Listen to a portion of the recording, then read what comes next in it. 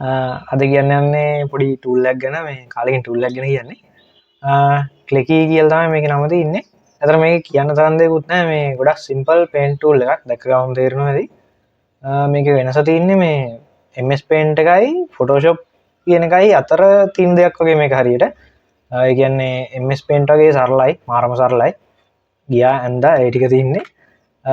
ඒ වුණාට Photoshop වල වගේ මේකේ මේ මාර ඇඩ්වාන්ස් ෆීචර්ස් ටිකක් තියෙනවා. මෙතන බැලුවහම පේනවා ඇති මේ ලේයර් සිස්ටම් එකකට තමයි මේක වැඩ කරන්නේ. MS Paint වල නම් මේක තනිකරම නිකම්ම canvas එකේ අඳින එකනේ කරන්නේ. මේක අපිට කැමති නම් තව ලේයර්ස් ඇඩ් කරන්න පුළුවන්. ඒ වගේ දේවල් පුළුවන්. ඒ වගේ මේකේ හොඳම දේ තමයි මේක එක්ස්පෝර්ට් කරන්න පුළුවන් අපිට PSD ෆයිල් එකක් විදියට. ඒ කියන්නේ ලේයර්ස් විදියට. මේ ලේයර්ස් වෙනම ගන්න පුළුවන් PNG විදියට.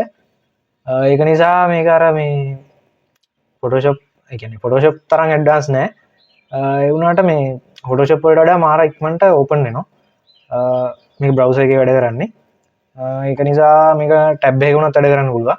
ටැබ් එක ෆෝන් එක ටච් එකෙන් උනත් වැඩ. ඊළඟ මේකේ තියෙන වැදගත් දේ මේක මේ මෙන්න මේක. මොකක්ද ඒකට කියන්නේ? ප්‍රෙෂර් එක. ප්‍රෙෂර් සෙන්සිටිව් එකක් තියෙනවා. මෙතන enable වෙලා තියෙන එක.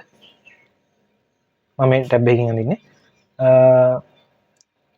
මේ පේනවා ඇති ප්‍රෙෂර් සෙන්සිටිව් එක වැඩ. ඊළඟට opacity එකත් ඕන ප්‍රෙෂර් එකකින් කරන්න පුළුවන්. ඒ වගේ ෆීචර්ස් මේ paint එකේ නැහැ. එන්න ඒක නිසා මේක මේ අර ඉක්මනට මොකක් හරි අඳින්න ඕන කෙනෙක්ට මාර වටින ටූල් එකක්. ඒ වගේම මේකේ මේ තව preset වර්ගයක් තියෙනවා. ඒ කියන්නේ brush වල එහෙම. මේක එහෙම වරු. pixel art වලට මේක පොඩි මේකක් තියෙනවා. මේ විදිහට මේ pixel විදිහට අඳින්න පුළුවන්. ඒක නම් පොඩ්ඩක් අවුල් නැහැ. ඊළඟට මේක brush එක තිබුණා.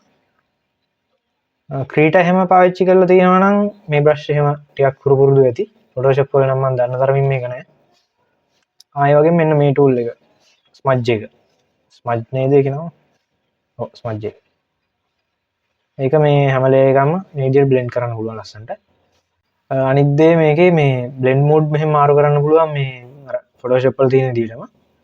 ඒකත් ටිකක් වැදගත් මේ සමහර වෙලාවට ඊළඟට මෙතනින් opacity එක change කරන්න පුළුවන්. මම මේ නිකන් පේන ටික කියාගෙන යනවා. මේකේ වැදගත්ම දේවල් ටික මේ ටික. මෙන්න මෙතන තියෙනවා help එක. මේකේ බලන්න පුළුවන් විනාඩි 10ක පොඩි වීඩියෝ එකක් තියෙනවා මේගොල්ලම කරපු. ඒකේ හැමදාම මේගොල්ලෝ පැහැදිලි කරන මේ බේසික් දේවල් ටික. ටූල් ටික ගැන තියෙනවා. ඊළඟට මේකේ ෂෝට්කට් එහෙමත් සපෝට් කරනවා. ඇත්තටම ලොකු අවුලක් නැහැ. ඒක මේ ඉක්මනට මල්ල ගන්න පුළුවන්. Photoshop තරම් අමාරු නෑ. හරිනම් මේ වීඩියෝ එකෙන් එච්චරයි කියන්න තියෙන්නේ. මේ මම මේ වගේ ටිප්ස් ඇන්ඩ් ටූල් වීඩියෝස් දාන්නේ අතරම මේ මොකක් හරි ටූල් එකක් මේ මට හම්බුනහම ඒක ආයි හොයද්දී මතක වෙලා තියෙන්න පුළුවන්. ඒක නිසා මේ මම මේ වගේ පොඩි වීඩියෝ කෑල්ලක් දාලා තියෙනවා මේ මොකද පස්සේ කාලෙක මටත් ආයි හොයාගන්න ගියාම ඒක ලේසි නිසා. හරිනම් ඉතින් එන්න බයි.